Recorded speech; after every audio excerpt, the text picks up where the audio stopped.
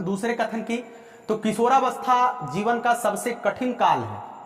वास्तव में कठिन काल है किशोरावस्था। किसने कहा था? किलपैट्रिक महोदय ने कहा था किशोरावस्था जीवन का सबसे कठिन काल है। या किसने कहा था?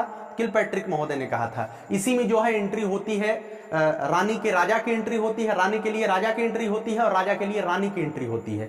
इसी में जो है अपने भविष्य के सपनों को जो है किशोर बुनना शुरू कर देता है, अर्थात विषमलिंगी आकर्षण जो है इसी समय प्रारंभ हो जाता है। मतलब कि जीएफ और बीएफ बनाने की प्रक्रिया भी बच्चे इसी वर्ष में शुरू करते हैं।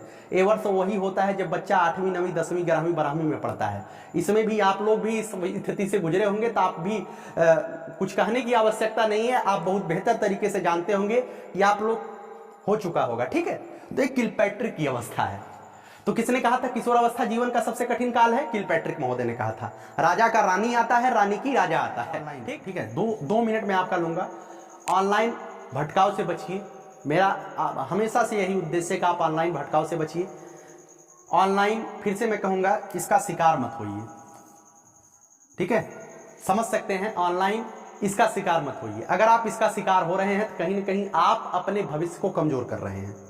ठीक है, क्योंकि वर्तमान के समय में आप जिस स्थिति में हम समझ सकते हैं, थोड़ा सा ऊहापोह की स्थिति बनती है। लेकिन अगर आप ऑनलाइन विचरण से बचेंगे तो या इससे भी बचेंगे, और यह जो है आपके जीवन के लिए खतरनाक होगा, क्योंकि एक आदत हो जाता है ना? आदत हो जाता है। अगर आप जैसे किसी से बात करते हैं या कुछ करते हैं, एक आदत बन जाती है उससे बात करने के लिए। आपका इतना ज्यादा समय वहां से गायब होता है, इतना ज्यादा समय वहां से लॉस होता है। जब आप उस समय को एक दिन मतलब कि ईमानदारी से बैठ करके सोच सकते हैं कि आपका समय कहाँ अधिक जा रहा है, फेसबुक पे जा रहा है, व्हाट्सएप पे जा रहा है। ऐसा मैं नहीं कह रहा हूं कि आप यही किसी से बात करेंगे तभी आपका समय जाएगा, नहीं, ऐसा नहीं है। आप कहीं किस एप्लीकेशन पे आप अपना ज्यादा समय दे रहे हैं, आप ठंडे दिमाग से सोचिएगा तो आपको लगेगा यार मैंने 5 घंटा ऑनलाइन मोबाइल चलाया और मिला मुझे मात्र 10 मिनट का रिसोर्स। क्या मिला? 10 मिनट का। आप केवल उतना ही कोशिश करिए ऑनलाइन रहने के लिए जितना आपके लिए आवश्यक हो। व्हाट्सएप, फेसबुक, चैटिंग फैटिंग से दूर रहिए। ठीक है, मैं फिर से कहूंगा, प्रयास करिए बेहतर बनाने के लिए और बेहतर करने के लिए। यह दुनिया गोल है और आप इस चक्कर में फंसेंगे तो गोल गोल नाचने ही लगेंगे और कुछ नहीं कर पाएंगे जीवन में, है ना? लगातार बेहतर करने का प्रयास करिए, इसके चक्कर में आपको नहीं पड़ना है ना? ये चीजें क्यों मैं बता रहा हूं? क्योंकि एक बच्चा हमारे पास ऐसा पर्सनल मैसेज किया था कि ऐसी ऐसी बातें हैं, तो मुझे लगा कि आप वो बच्चा ही नहीं, काफी लोग इससे प्रभावित होंगे, काफी लोग इससे प्रभावित होंगे और इस चीज को जो है आपके सामने रखना चाहिए। मैंने टेलीग्राम पे भी रखा कि आप जो है ऑनलाइन विचरण से बचिए। टेलीग्राम ग्रुप मैंने बनाया है, उस ग्रुप में लगभग 170, क्योंकि मैं उस ग्रुप का लिंक ज्यादा शेयर नहीं करता हूं, उससे बच्चे कम जुड़े हुए हैं।